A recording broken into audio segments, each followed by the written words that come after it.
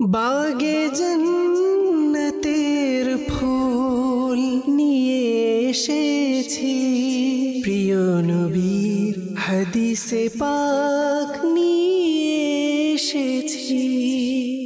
আলহামদুলিল্লাহি রাব্বিল আলামিন ওয়াসসালাতু ওয়াসসালামু আলা সাইয়্যিদিল মুরসালিন, আম্মা বা'দ, ফাআউযু বিল্লাহি মিনাশ শাইতানির রাজীম। বিসমিল্লাহির রহমানির রহিম। আসসালাতু ওয়াসসালামু আলাইকা ইয়া রাসূলুল্লাহ ওয়া আলা আলিকা ওয়া আসহাবিকা ইয়া হাবিবাল্লাহ। আসসালাতু ওয়াসসালামু আলাইকা ইয়া নবিয়্যাল্লাহ ওয়া আলা আলিকা ওয়া আসহাবিকা ইয়া নূরাল্লাহ। প্রিয় ইসলামী ভাইয়েরা এবং মাদানী চ্যানেলের দর্শকবৃন্দ, আবারও উপস্থিত হয়েছি অনুষ্ঠান হাদিসে কুদসি নিয়ে। এই অনুষ্ঠানে আপনাদের সকলকে স্বাগতম। এই অনুষ্ঠানে আপনারা জানেন আমরা হাদিসে কুদসি শুনে থাকি এবং বিভিন্ন বিষয়ে ভিত্তিক আলোচনা হয়ে থাকে, তা থেকে আমরা শিক্ষা অর্জনও করে থাকি। আসুন তার পূর্বে নবী করিম সাল্লাল্লাহু আলাইহি ওয়া সাল্লামের উপর দুরূদ শরীফ পাঠ করার একটি ফজিলত আমরা শ্রবণ করে নেই। নবী করিম সাল্লাল্লাহু আলাইহি ওয়া সাল্লাম ইরশাদ করেন, ইয়া আইয়ুহান নাস আনজাকুম ইয়াউমাল কিয়ামতি মিন আহওয়ালিহা ওয়া মাওয়াতিনিহা আকসারুকুম আলাইয়া সালাতান ফি দারিদ দুনিয়া।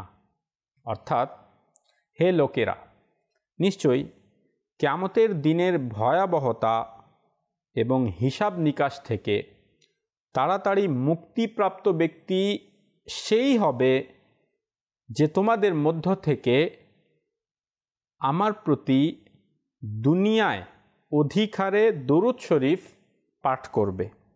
সল্লু আলাল হাবিব সাল্লাল্লাহু তাআলা আলা মুহাম্মদ সাল্লাল্লাহু আলাইহি ওয়া আলিহি ওয়াসাল্লাম। প্রিয় মাদানী চ্যানেলের দর্শকবৃন্দ, অধিক হারে দরুদ শরীফ পাঠ করার অনেক ফজিলত রয়েছে। তার মধ্যে একটি ফজিলত হলো যে কিয়ামতের দিনের হিসাব নিকাশ এবং কিয়ামতের দিনের ভয়াবহতা থেকে ওই ব্যক্তি নিরাপদে থাকবে, ওই ব্যক্তি পরিত্রাণ পেয়ে যাবে। আল্লাহ তাআলা ওই ব্যক্তিকে রক্ষা করবেন যে নবী করিম সাল্লাল্লাহু আলাইহি ওয়া সাল্লামের প্রতি অধিক হারে দরুদ শরীফ পাঠ করবে এই দুনিয়াতে থেকে। তো প্রিয় মাদানী চ্যানেলের দর্শকবৃন্দ, আজ আমরা দুনিয়াতে রয়েছি আল্লাহ তাআলার দয়ায়। আল্লাহ তাআলা আমাদেরকে সুযোগ দিয়েছেন, আমরাও যেন আমাদের এই সময়কে মূল্য দিয়ে নবী করিম সাল্লাল্লাহু আলাইহি ওয়াসাল্লামের প্রতি অধিক হারে দুরূদ শরীফ পাঠ করার চেষ্টা করব ইনশাআল্লাহ। আসুন আমরা হাদিসে কুদসির দিকে যাই, হাদিসে কুদসি শুনব।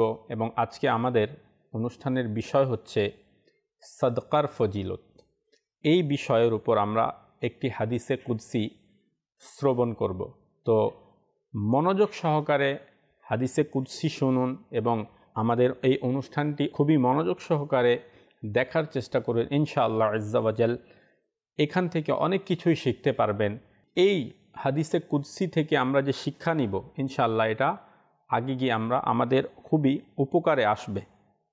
তো হাদিসে কুদসিটি হচ্ছে আন আবি হুরায়রাতা রাদিয়াল্লাহু তাআলা আনহু আন্না রাসূলুল্লাহি সাল্লাল্লাহু আলাইহি ওয়া আলিহি ওয়াসাল্লাম ক্বালা ক্বালাল্লাহু আনফিক ইয়াবনা আদম উনফিক আলাইকা। অর্থাৎ হযরত আবু হুরায়রা রাদিয়াল্লাহু তাআলা আনহু থেকে বর্ণিত যে রাসূলুল্লাহ সাল্লাল্লাহু তাআলা আলাইহি ওয়া আলিহি ওয়াসাল্লাম ইরশাদ করেছেন যে আল্লাহ তাআলা বলেন, খরচ করো হে আদম সন্তান, আমিও খরচ করব তোমার প্রতি। সুবহানাল্লাহ। আল্লাহ তাআলা বলছেন নিজ বান্দাদেরকে, হে আদম সন্তান, তোমরা খরচ করো। অর্থাৎ আমি যেই সম্পদ তোমাদেরকে দিয়েছি, তোমরা সেখান থেকে আমার রাস্তায় খরচ করো, তো আমি তোমাদের প্রতি খরচ করব, অর্থাৎ আমি তোমাদেরকে দান করব। তো এই হাদিসে পাকটি সদকা, খায়রাত, আল্লাহর রাস্তায় ব্যয় করার ব্যাপারে এসেছে। আল্লাহ তাআলার রাস্তায় সদকা করা, আল্লাহ তাআলার রাস্তায় খরচ করার ব্যাপারে এই হাদিসটি এসেছে।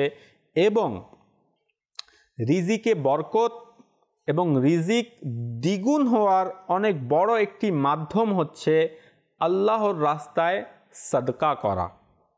আর যে আল্লাহর রাস্তায় দান করে, যে আল্লাহর রাস্তায় ব্যয় করে, আল্লাহ তার এই সাদকাকে দ্বিগুণ করে দেন, আল্লাহ তাআলা তার সম্পদকে দ্বিগুণ করে দেন। কোরআন এবং হাদিসের মধ্যে এর অনেক ফজিলত এসেছে। এই জন্যই যারা আল্লাহর রাস্তায় খরচ করে, আল্লাহ তাআলার রাস্তায় যারা সাদকা করে, কখনোই তাদের এটা ভাবা উচিত নয় যে আমার সম্পদ, আমি যে দান করছি, আমি যে খরচ করছি আল্লাহর রাস্তায়, আমার সম্পদ কমে যাচ্ছে। এটা কখনোই ভাবা উচিত নয়। কেননা প্রিয় নবী সাল্লাল্লাহু আলাইহি ওয়া আলিহি ওয়াসাল্লাম শপথ নিয়ে, অর্থাৎ কসম করে নবী করিম সাল্লাল্লাহু আলাইহি ওয়াসাল্লাম ইরশাদ করেন যে আল্লাহর কসম, সাদকা করলে সম্পদ কমে যায় না। সুবহানাল্লাহ, আল্লাহ তাআলার কসম করে নবী করিম সাল্লাল্লাহু আলাইহি ওয়াসাল্লাম ইরশাদ করেছেন যে সাদকা করলে সম্পদ কমে যায় না। তো আমি আপনি যদি সাদকা করি, আসলেই সম্পদ কমে না।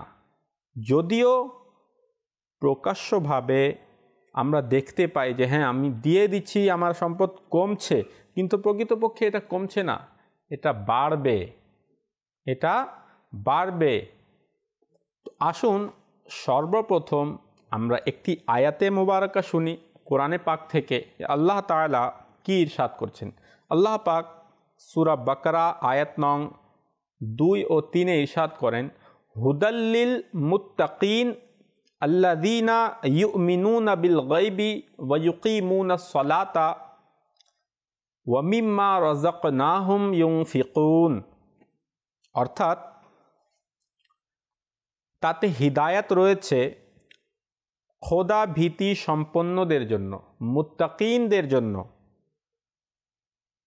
তারাই যারা না দেখে ঈমান আনে, নামাজ কায়েম করে এবং আমার প্রদত্ত জীবিকা থেকে, আমার প্রদত্ত রিজিক থেকে আমার পথে ব্যয় করে, তাদের জন্য হিদায়াত রয়েছে।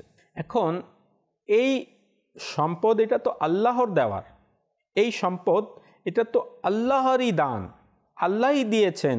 আর আল্লাহ বলছেন যে তারা আমার প্রদত্ত সম্পদ থেকে, আমার প্রদত্ত রিজিক থেকে তারা আমার পথে ব্যয় করে। এখান থেকে অনেক কিছুই উদ্দেশ্য, এখান থেকে জাকাতও উদ্দেশ্য এবং পরিবার পরিজন এর উপর ব্যয় করা এটাও উদ্দেশ্য, এখান থেকে নফল সাদকা করাও উদ্দেশ্য। কিন্তু সর্বপ্রথম হচ্ছে জাকাত আদায় করা। আল্লাহ তাআলা যেই সম্পদ দিয়েছেন সেটার হক হচ্ছে, সেটার হক আদায় করা হচ্ছে যে আল্লাহর পথে জাকাত আদায় করা। যার উপর জাকাত ফরজ হয়েছে তাকে অবশ্যই অবশ্যই জাকাত আদায় করতেই হবে। মনে রাখবেন, জাকাত আদায় করা হচ্ছে ফরজ। এক ব্যক্তি আছে, সে সারা বছর মানুষকে দান করে, মানুষের বাসায় খাবার দিয়ে আসে, তাকে বলা হয় যে ভাই আপনি কি জাকাত আদায় করেছেন? তো বলে না, আমি কোনো হিসাব করি না, আমি কিন্তু সারা বছর ব্যয় করতে থাকি। আপনি যদি কোটি কোটি টাকা এমনি দান করে দেন আর যদি আপনি জাকাত না দেন, তাহলে আপনার এই কোটি টাকা কোনো কাজে আসবে না। প্রথমে জাকাত আদায় করতে হবে, ফরজ হচ্ছে সবচেয়ে আগে, তারপরে আপনি নফলের দিকে যান। যদি মানুষ সঠিকভাবে জাকাত আদায় করে তাহলে কেউ দরিদ্র থাকবে না। বাংলাদেশের মধ্যে যদি সব মানুষ, সবাই যাদের উপর জাকাত ফরজ হয়, যদি সবাই নিজের জাকাত বের করে আর গরিবদের পর্যন্ত যদি নিজের জাকাত পৌঁছিয়ে দেয়, কেউ দরিদ্র থাকবে না, কেউ গরিব থাকবে না, কেউ না খেয়ে মরবে না, এমন কেউ থাকবেই না। যদি জাকাত সঠিক অর্থাৎ প্রকৃতপক্ষে যদি জাকাত কেউ বের করে, কিন্তু আর জাকাত মানুষ বের করছে না। প্রিয় মাদিনী চ্যানেলের দর্শকবৃন্দ, যারা এমন করছে, খুবই করুণ অবস্থা হবে যদি এই সম্পদই আগুন বানিয়ে তার উপর দিয়ে দেওয়া হয় কবরের মধ্যে। তাহলে কি হবে একটু চিন্তা করুন। মরতে তো হবেই, অবশ্যই মরতে হবে। এই টাকা এখানেই ছেড়ে চলে যেতে হবে।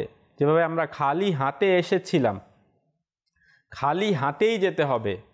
যখন এসেছিলাম তখনও আমাদের না পরনে কাপড় ছিল, না কোনো পকেট ছিল, না কিছু ছিল আমাদের সাথে। যখন যাব সেই কাফনের মধ্যেই যাব, সেই কাফনের মধ্যেও কোনো পকেট থাকবে না, আর আমরা কোনো কিছু নিয়েও যেতে পারবো না, এখানেই থেকে যাবে। প্রিয় নবী সাল্লাল্লাহু আলাইহি ওয়াসাল্লাম বলেন যে বান্দা বলে আমার সম্পদ, আমার সম্পদ। তো প্রিয় নবী সাল্লাল্লাহু আলাইহি ওয়াসাল্লাম বলেন বান্দার সম্পদ তো ওইটাই যেটা সে খেয়ে ফেলেছে, যেটা সে খেয়ে নিয়েছে, এটা হচ্ছে তার সম্পদ। যেটা সে পরে নিয়েছে, পরিধান করে নিয়েছে, এটা হচ্ছে তার সম্পদ। আর যেটা সে আল্লাহর রাস্তায় দিয়ে দিয়েছে, আগে পাঠিয়েছে, আগে প্রেরণ করেছে, সেটা হচ্ছে তার সম্পদ। যখন সে মারা গেল, যেটা রেখে গেল, এটা তো তার সম্পদ না, এটা তো তার ওয়ারিস যারা, তাদের সম্পদ হয়ে গেল, যারা তার উত্তরাধিকারী। তো আসলে প্রকৃতপক্ষে বুদ্ধিমান সেই হবে যে দুনিয়াতে থেকেই এই সম্পদকে আগে পাঠিয়ে দিবে, অর্থাৎ নিজ আখিরাতের জন্য সেটা কি করবে, জমা করবে। আর আখিরাতের জন্য জমা কিভাবে করবে, আল্লাহর রাস্তায় ব্যয় করে। মসজিদ আছে, মাদ্রাসা আছে, দিনী শিক্ষার্থীরা আছে, নিকট আত্মীয় স্বজন যারা গরিব রয়েছে তাদেরকে দান করবে। নিজ ভাই বোনদের মধ্যে অনেকেই গরিব থাকে, তাদেরকে দান করবে। আত্মীয় স্বজনের মধ্যে অনেক এমন থাকে যারা ঠিকমতো 3 বেলা খেতে পারে না, তাদের খাবারের ব্যবস্থা করে দিবে। এই সবগুলো হচ্ছে আল্লাহর পথে ব্যয় করা। আল্লাহ তাআলা তার থেকে খুশি হন যারা এভাবে আল্লাহর পথে ব্যয় করে, আর তার এই রিজিককে দ্বিগুণ করে দেন, তার সম্পদকে দ্বিগুণ করে দেন। এটা আল্লাহ তাআলার দয়া যে আমরা আল্লাহর দেয়া সম্পদ থেকেই আল্লাহর পথে দান করি, আর আল্লাহ আমাদেরকে আরও বাড়িয়ে দেন। তো মূল কথা হচ্ছে মানুষ সম্পদের প্রতি এমন ভালোবাসা রাখে যে সম্পদ খরচ করতে চায় না। আল্লাহ তাআলা এক জায়গায় ইরশাদ করেন, লান তানালুল বিররা হাত্তা তুনফিকু মিম্মা তুহিব্বুন। আল্লাহ বলেন তোমরা কখনোই পুণ্য পর্যন্ত পৌঁছবে না যতক্ষণ আল্লাহর পথে নিজ প্রিয় বস্তু ব্যয় করবে না। যেটা প্রিয় সেটা আল্লাহর পথে ব্যয় করতে হবে। যেমন হযরতে সৈয়দুনা উমর বিন আব্দুল আজিজ রহমতুল্লাহি তাআলা আলাইহি, তিনি কি করতেন, তিনি চিনির বস্তা কিনে তিনি সেটা সদকা করতেন, সেটা আল্লাহর রাস্তায় ব্যয় করতেন, দিয়ে দিতেন, দান করতেন চিনির বস্তা। তো কেউ তাকে বলল যে, তাকে যখন জিজ্ঞাসা করা হলো যে হুজুর আপনি এর মূল্য কেন দান করেন না, অর্থাৎ চিনির বস্তা আপনি যেই টাকা দিয়ে কিনেন, যে মূল্য দিয়ে কিনেন, আপনি এই মূল্যটাই দান করে দিবেন, এর মূল্য দান করেন না কেন? তো হযরতে সৈয়দুনা উমর বিন আব্দুল আজিজ রহমতুল্লাহি তাআলা আলাইহি তিনি বললেন যে চিনি আমার অধিক পছন্দনীয় একটি জিনিস, চিনি। তো আমি চাই আল্লাহ তাআলার পথে আমার প্রিয় বস্তু যাতে আমি ব্যয় করি। এভাবে আমরাও দেখে নিই আমাদের কোন জিনিসটি বেশি প্রিয়, আমরা সেটি আল্লাহ তাআলার পথে ব্যয় করার চেষ্টা করি। আমরা দেখি যে একটা জিনিস আমারও প্রয়োজন আর আমার এক ভাইয়েরও প্রয়োজন, তো আমরা কি করি, আমরা সেটা ওই ভাইকে দিয়ে দেই। এটা কি হবে, এটা আত্মত্যাগ হবে। দুনিয়াতে আপনি কি করেছেন, আত্মত্যাগ করেছেন, কিন্তু এর প্রতিদান আখিরাতে পাওয়া যাবে। যখন আখিরাতে আপনি দেখবেন তখন আপনার মন, তখন আপনি আনন্দিত হয়ে যাবেন। এই একটা নেক আমল, ছোট একটা আমল, কিন্তু এর ফজিলত, এর প্রতিদান অনেক বেশি। হজরতে আসমা বিনতে আবু বকর রাদিয়াল্লাহু তাআলা আনহুমা থেকে বর্ণিত, তিনি বলেন রাসূলুল্লাহ সাল্লাল্লাহু আলাইহি ওয়া আলিহি ওয়াসাল্লাম আমাকে ইরশাদ করেছেন যে সদকা করার ক্ষেত্রে হাতকে সংকুচিত করবে না, অর্থাৎ হাত থামিয়ে নিবে না সদকা করার ক্ষেত্রে, নয়তো তোমাদের প্রতিও সংকুচিত করে দেয়া হবে। তুমি হাত থামাবে, তোমাদের কাছেও সম্পদ আসা থেমে যাবে। এজন্য আপনার কাছে আছে, আল্লাহ তাআলা আপনাকে দান করেছেন, আপনিও দান করেন, আপনিও খরচ করেন আল্লাহর পথে। আমাদের জীবন খুবই সংক্ষিপ্ত, কখন আমাদের মৃত্যু চলে আসে এটা আমাদের জানা নেই। আল্লাহ তাআলা কোরআনে পাকে ইরশাদ করেন, আর আমার প্রদত্ত রিজিক থেকে কিছু আমার পথে ব্যয় করো, এর পূর্বে যে তোমাদের মধ্যে কারো নিকট মৃত্যু এসে পড়বে, অতঃপর সে বলতে থাকবে, হে আমার প্রতিপালক, তুমি আমাকে কিছু সময়ের জন্য কেন আমাকে সুযোগ দেয়া হলো না, যাতে আমি দান সদকা করতাম এবং সৎকর্ম পরায়ণদের অন্তর্ভুক্ত হতাম। এবং কখনো আল্লাহ কোনো প্রাণকে অবকাশ দেবেন না যখন তার প্রতিশ্রুতি অর্থাৎ তার নির্ধারিত সময় এসে পড়বে। তো নির্ধারিত সময় এসে পড়বে, তখন সে বলবে, আল্লাহ আমাকে একটু সুযোগ দাওনি কেন, যে আমি দান সদকা করে নিতাম। এখন কি আমাদেরকে সুযোগ দেয়া হয়নি? অবশ্যই এটা আল্লাহ তাআলার পক্ষ থেকে একটা সুযোগ, এটাকে সুযোগ মনে করে সুযোগের সদ্ব্যবহার করতে হবে। যে সম্পদ রয়েছে এই সম্পদ আগে পাঠিয়ে দিতে হবে, আল্লাহর রাস্তায় দান করতে হবে। এমন একটা সময় ছিল, এমন একটা যুগ ছিল যখন মানুষ অসুস্থ হলে প্রথমেই আল্লাহর রাস্তায় দান করত। নবী করিম সাল্লাল্লাহু আলাইহি সাল্লাম হাদিসে পাকে ইরশাদ করেছেন যে নিজেদের রোগীদের, নিজেদের অসুস্থ ব্যক্তিদের চিকিৎসা সদকার মাধ্যমে করো। অর্থাৎ সদকা এটা বিপদকে দূরীভূত করে দেয়, এটা অসুস্থকে সুস্থ করে দেয়। তো এমন এক সময় ছিল যখন মানুষ কোনো বিপদে পড়লে সাথে সাথে সদকা করত, যে আল্লাহ তাআলার পথে কি করত, সদকা করত, জান মালের সদকা বের করত। কিন্তু এখন আমরা সদকা থেকে অনেক দূরে আমরা। সদকার ফজিলত সম্পর্কিত আসুন কয়েকটি হাদিসে মুবারকা শুনি।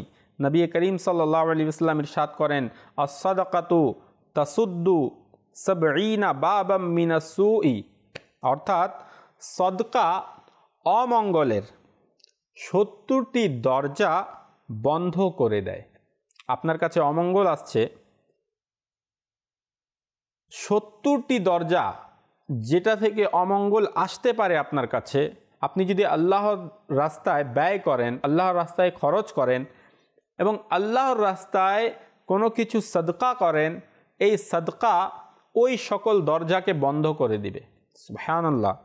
নবী করিম সাল্লাল্লাহু আলাইহি ওয়াসাল্লাম ইরশাদ করেন, কুল্লু আমরিন ফি জিল্লি সাদাকাতিহি হাত্তা ইউকদা বাইনান নাস, প্রত্যেক ব্যক্তি কিয়ামতের দিন নিজের সদকার ছায়ায় থাকবে, এমনকি মানুষের মাঝে ফয়সালা করে দেওয়া হবে। তো সদকার ছায়ায় থাকবে, যার সদকা যত বেশি হবে সে তত বেশি ছায়া পাবে কিয়ামতের দিন। আর আপনারা জানেন যে কিয়ামতের দিনটা কেমন হবে, কিয়ামতের দিনে যে সূর্যের যে তাপ, রোদ কেমন হবে। তো যদি আমরা চাই যে নিজের সদকার ছায়ায় থাকতে, তাহলে দুনিয়াতে বেশি বেশি আল্লাহর পথে সদকা করতে হবে। আরেক জায়গায় নবী করিম সাল্লাল্লাহু আলাইহি ওয়াসাল্লাম ইরশাদ করেন, আস-সালাতু বুরহানুন, নামাজ হচ্ছে ঈমানের দলিল, ওয়াস-সাওমু জুন্নাতুন, রোজা হলো গুনাহের ঢাল স্বরূপ, ওয়াস-সাদাকাতু তুতফিউল খাতিআতা কামা ইউতফিউল মাউন নারা, আর সদকা গুনাহকে এমনভাবে মিটিয়ে দেয় যেভাবে পানি আগুনকে মিটিয়ে দেয়, পানি আগুনকে মিটিয়ে দেয়।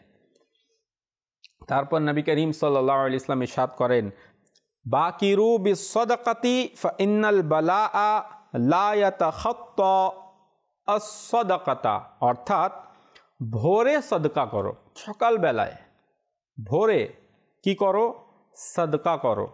কেননা বিপদ আপদ সদকার আগে কদম বাড়ায় না, সদকার অগ্রগামী হতে পারে না।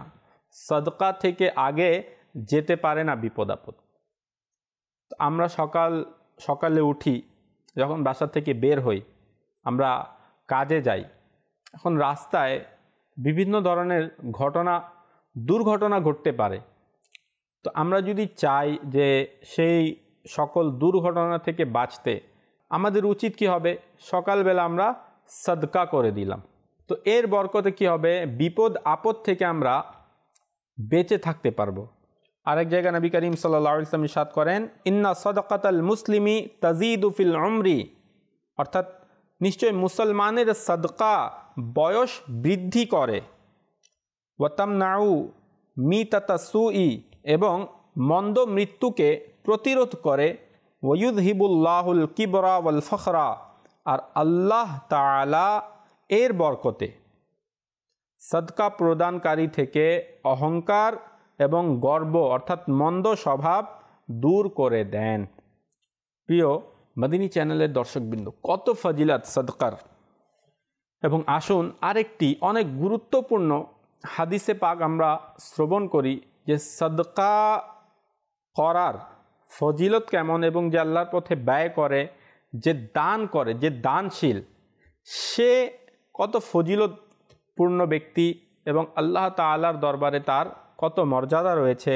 নবী করিম সাল্লাল্লাহু আলাইহি ওয়াসাল্লাম ইরশাদ করেছেন, আস-সাখিয়্যু করিবুম মিনাল্লাহ, দানশীল ব্যক্তি আল্লাহর নিকটবর্তী, ওয়া করিবুম মিনাল জান্নাহ, এবং দানশীল ব্যক্তি জান্নাতের নিকটবর্তী, ওয়া করিবুম মিনান নাস, এবং লোকদের নিকটবর্তী, লোকেরাও তাকে পছন্দ করে। প্রথমত আল্লাহর নিকটবর্তী, আল্লাহ তাকে পছন্দ করেন, জান্নাতেরও নিকটবর্তী, অর্থাৎ আল্লাহ যাকে পছন্দ করেন সে কোথায় যাবে, সে জান্নাতেই যাবে। আর দুনিয়ার লোকেরাও দানশীল ব্যক্তিকে পছন্দ করে, তার নিকটে থাকতে চায়, তাকে ভালোবাসে। তো সখী অর্থাৎ দানশীল, সে আল্লাহর নিকটবর্তী, সে জান্নাতের নিকটবর্তী, সে মানুষদের নিকটবর্তী, ওয়া বাঈদুম মিনান নার, আর সে জাহান্নাম থেকে অনেক দূরে, সে জাহান্নাম থেকে দূরে থাকবে।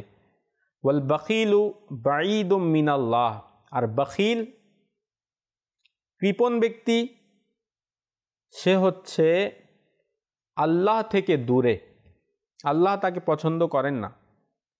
ও বাঈদুম মিনাল জান্নাহ, এবং সে জান্নাত থেকেও দূরে।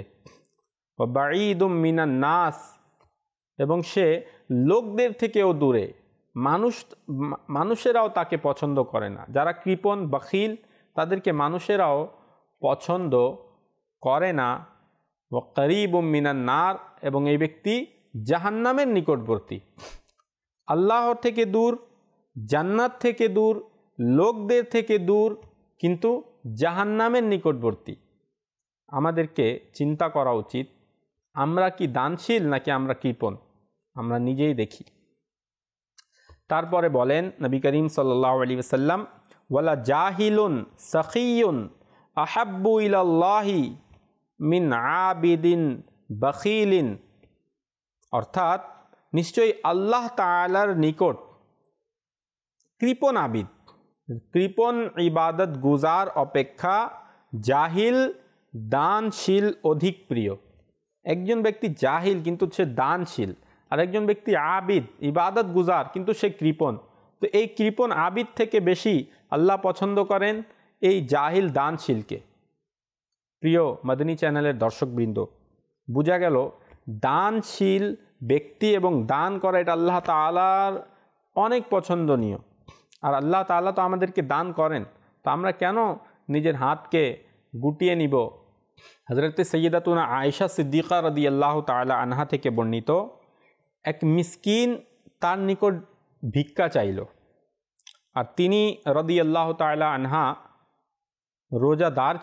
রোজা ছিলেন এবং ঘরে একটি রুটি ছাড়া আর কিছুই ছিল না। তো তিনি রাদিয়াল্লাহু তাআলা আনহা তার খাদিমাকে বললেন যে তাকে এই রুটিটি দিয়ে দাও।